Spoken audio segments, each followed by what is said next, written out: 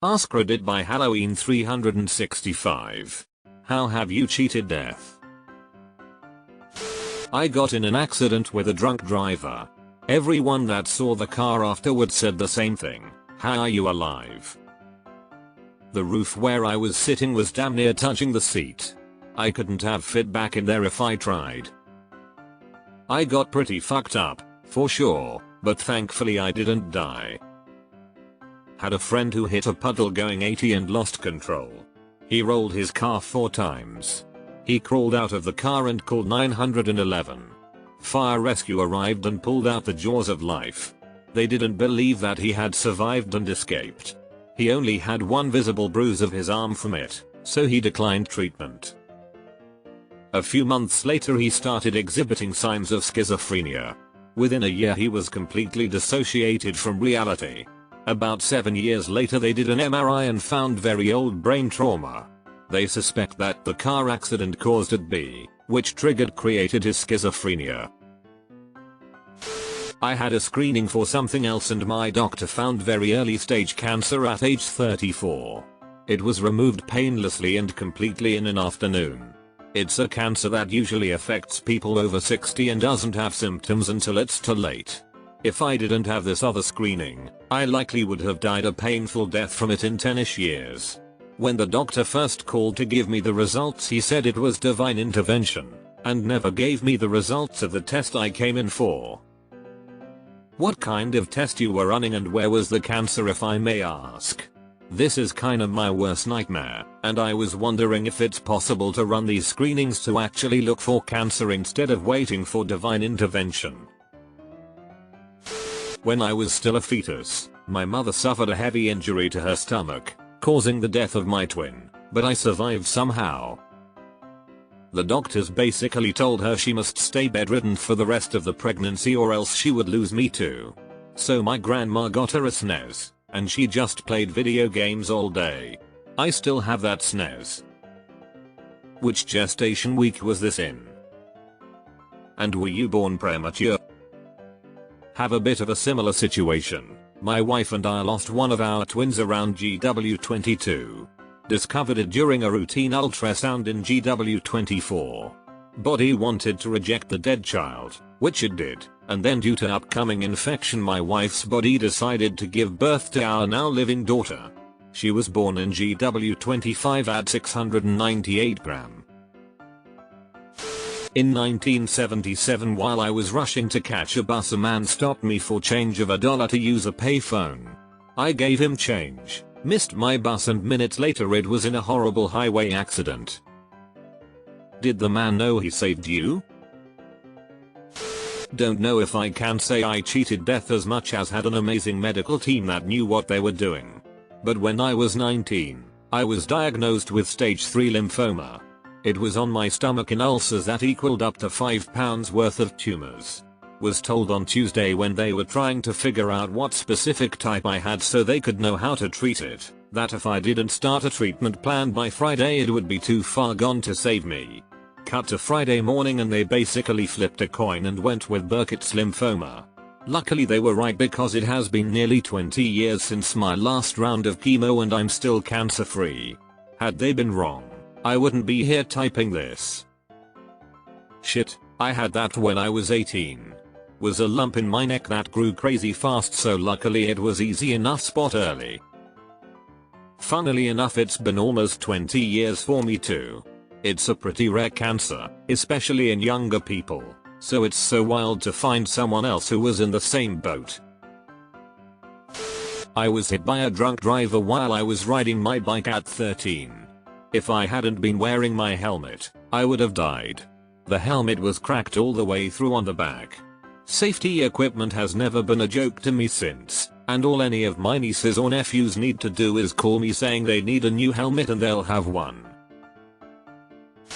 Congenital heart defect, WPW, completely unknown until 35 years old. I was playing board games with a small group, vision narrowed until I came to looking up at EMTs.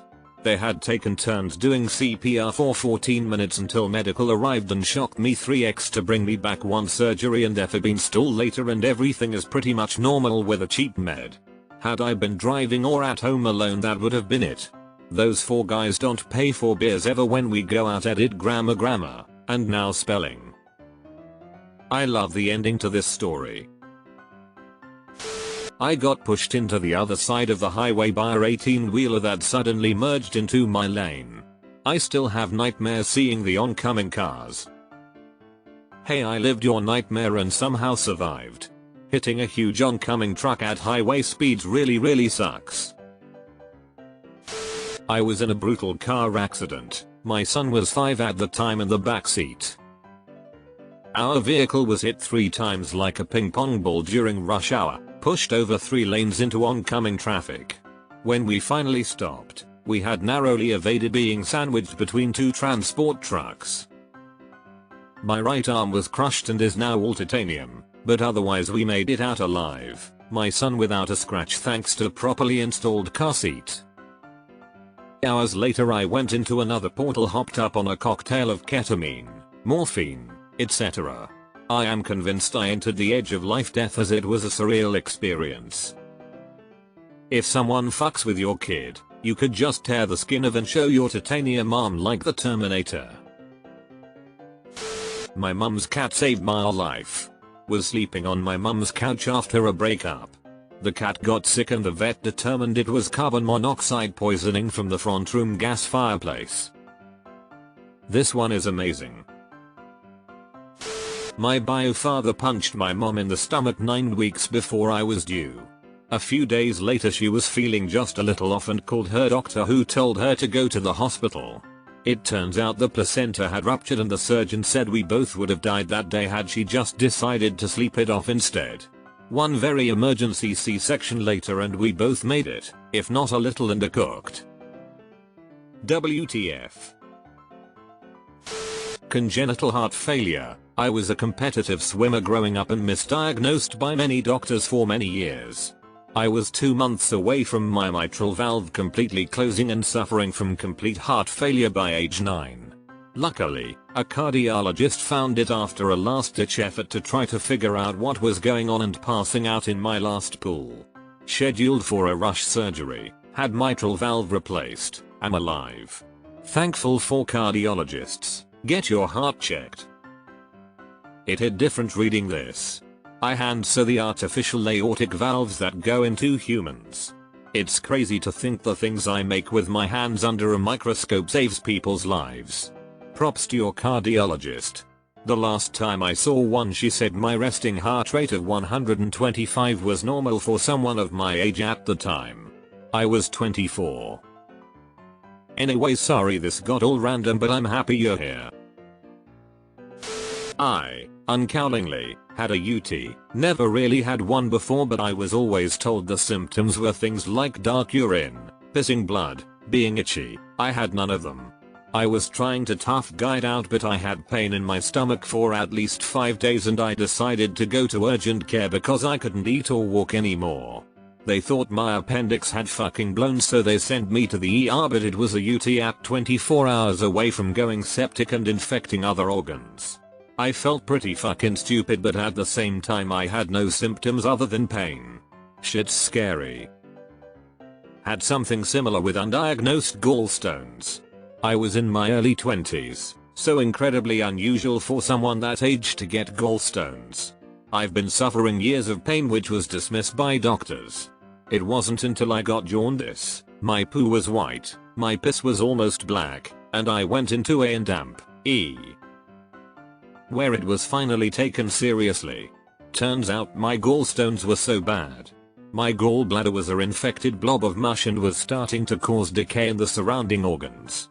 What would normally be keyhole surgery and an overnight stay turned into a fortnight. And got MRSA to boot.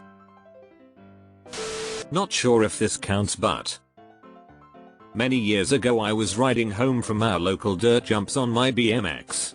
Behind my house is a quarry which has a really rocky bridleway running down the hill. This is the route I would usually take to get home from the jumps. Anyway, I was heading home while the sun was setting and was absolutely blasting it down this rocky path. I jumped off of one of the rocks and while I was in the air, I watched my front wheel drop out from my forks and before I knew it, They had pummeled straight into the ground, sending me straight over the handlebars. I flew a good 20-30 feet and landed on a big rock, right on my spine. I wasn't wearing a helmet at the time, but fortunately I was wearing my backpack which cushioned my landing. I walked away in shock but completely unscathed apart from a small graze on my knuckles. I have never felt so lucky to be wearing a backpack in my life. Without it I'd certainly have been paralyzed or worse. Did you wear a helmet after that experience? Deleted. Do you still have migraines after the aneurysm repair? Messed up when I tried to overdose by not taking enough pills. I was 15. Genuinely, I'm so happy that I made that mistake. I got help, found so much love and support from family and friends, and have managed to help others. My life is so great nowadays, I just can't express the gratitude I have for being alive. I had a tumor removed before it progressed to colon cancer, which it likely would have done if I hadn't gone to the doctor. My cousin and I were sitting on the back of a houseboat when we were little. All the adults were inside, as adults were in the 80s. After a while we stumbled inside instead of falling asleep at the back of the boat.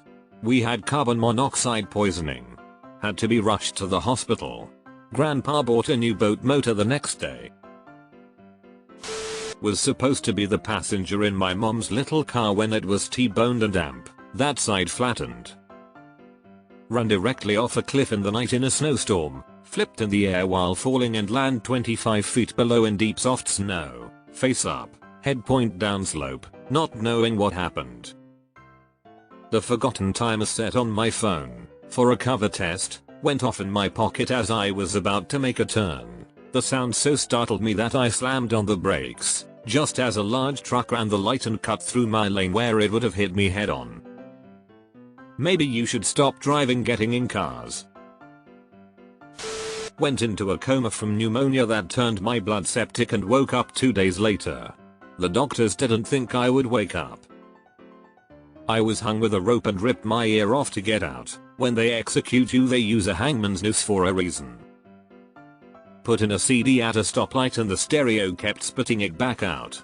In my focus to get it to work I didn't see the light turn green. Just as the guy behind me honked a car ran the red light at full speed and hit the cars that went beside me when the light turned green. The guy behind me didn't move, even when the traffic cleared. I'm going to need the hanging story. We were holidaying in the Lake District. I was only very young. I was on the top of a grassy hill and thought it'd be great to run down it really fast.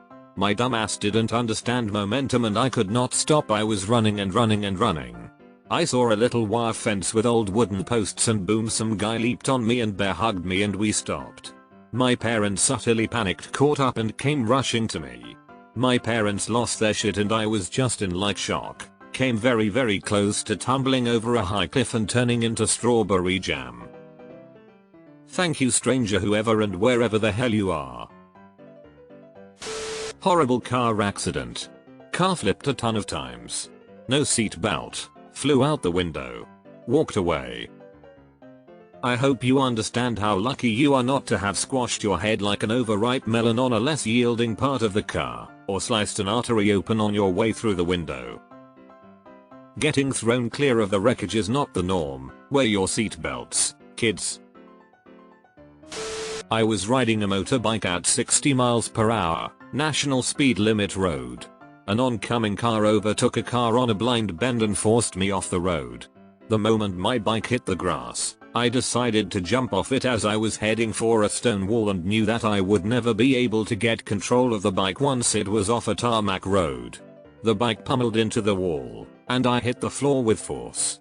My leathers and helmet saved me from a much worse fate, but I think if I'd have hit the oncoming car or the wall, I'd have been dead instantly.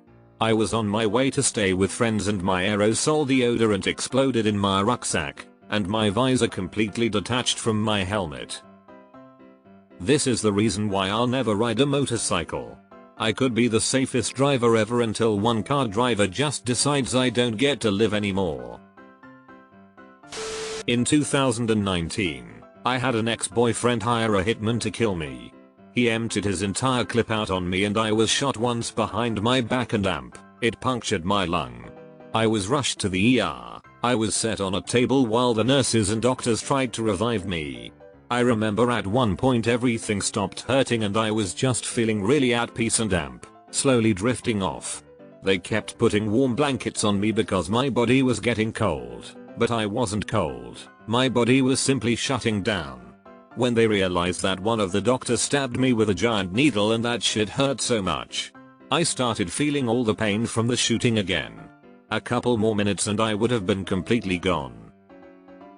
That needle would have been adrenaline. Shit, you did well to survive that. 5 years ago I went tandem skydiving. After about 30 seconds the dude pulled the parachute but it wasn't opening. After pulling on the ropes a bit he got his knife and cut the chute, then pulled the second one. By the time the second one was fully inflated we were almost on the ground and landed somewhere in a field instead of the small airport we were supposed to land. They had to pick us up by car. Safe to say I'm never going skydiving again.